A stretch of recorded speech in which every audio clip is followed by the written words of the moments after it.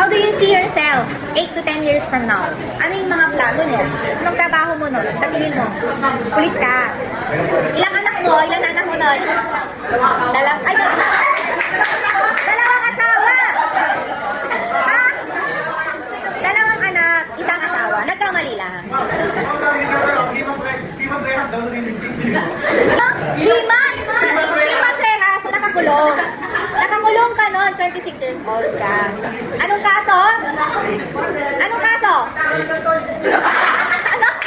Ano daw? Bansang bansa? Korea. Bakit doon?